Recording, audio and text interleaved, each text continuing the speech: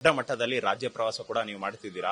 ಇನ್ನು ಮತ್ತೆ ಮುಂದಿನ ದಿನಗಳಲ್ಲಿ ನಿಮ್ಮ ರಾಜ್ಯ ಪ್ರವಾಸ ಹಿಂಗೆ ಮುಂದುವರಿಯುತ್ತಾ? ಏನ್ ಮತ್ತೆ ವಾಪಸ್ ಪಕ್ಷಕ್ಕೆ ಹೋಗ್ತೀರಾ ಅಥವಾ ಹೊಸ ಪಕ್ಷ ಕಟ್ತೀರಾ ಅನ್ನೋದು ಸಾಕಷ್ಟು ನಿಮ್ಮ ಕಾರ್ಯಕರ್ತರಲ್ಲೇ ಗೊಂದಲ ಇದೆ. ಅಂದ್ರೆ ಯತ್ನಾಳ್ ಫ್ಯಾನ್ಸ್ ಅಂತ ಏನ್ ಕೇಳ್ಪಡ್ತಾರೆ, ಅವರಲ್ಲಿ ಗೊಂದಲ ಇದೆ. ಈಗ ಯತ್ನಾಳ್ ಹೊಸ ಪಕ್ಷ ನಡೆ ಕಡೆ ನಾವಿರ್ಬೇಕಾ ಅಥವಾ ಯತ್ನಾಳ್ ಬಿಜೆಪಿ ಕಡೆ ನಮ್ಮ ನಡೆ ಇರಬೇಕಾ ಅಂತ? ನೋಡಿ, ಈಗ ನಾವು ಕಾಲ ಪರಿಪಕ್ವ ಆಗಿಲ್ಲ. ಈಗ ನಾನು ರಾಜ್ಯದಲ್ಲಿ ಪ್ರವಾಸ ಮಾಡ್ತಾ ಇದ್ದೀನಿ. ವ್ಯಾಪಕವಾಗಿ ಸ್ವಾಗತ ಸಿಗ್ತಾ ಇದೆ. ಹಿಂದೂ ಯುವಕರು ಬಹಳಷ್ಟು ಇವತ್ತು ನನ್ನ ಮ್ಯಾಗ ವಿಶ್ವಾಸ ಇಟ್ಟಿದ್ದಾರೆ. ಯತ್ನಾಳರಂತವರು 2028 ಮುಖ್ಯಮಂತ್ರಿ ಆಗಬೇಕು ಅಂದರೆ ಹಿಂದೂ ಸಮಾಜ ತಲೆ ಎತ್ತಿ ಕರ್ನಾಟಕದಲ್ಲಿ ಅಡ್ಡಾಡಬಹುದು ಅನ್ನೋಂಥ ವಾತಾವರಣ ನಿರ್ಮಾಣ ಆಗಿದೆ.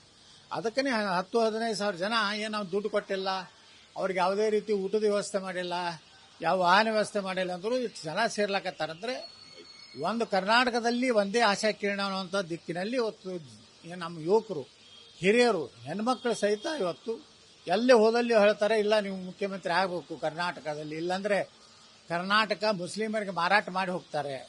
ವಿಜೇಂದ್ರ ಅಂತವ್ರು ಆದ್ರೆ ಅಡ್ಜಸ್ಟ್ಮೆಂಟ್ ರಾಜಕಾರಣ, ಅವರು 5 ವರ್ಷ ಲೂಟಿ ಮಾಡಿದ್ರು.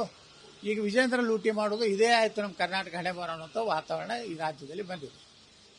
ಸರ್, ಯಾವಾಗ ಹೋಗ್ತೀರಾ ಅಂತ ನಿಮ್ಮ ಅನಿಸಿಕೆ ಏನಾದರೂ ಇದೆಯಾ ಬಿಜೆಪಿಗೆ ವಾಪಸ್? ಇಲ್ಲ, ನಾವೇನು ಈಗೇನು ಅದನ್ನೇನು ಯಾವುದೇ ನಿರ್ಣಯ ಮಾಡಿಲ್ಲ. ಕಾಲ ತಸ್ಮೈ ನಮ್ಮ ಯಾವಾಗ ಏನಾಗ್ತದೆ ನೋಡೋಣ.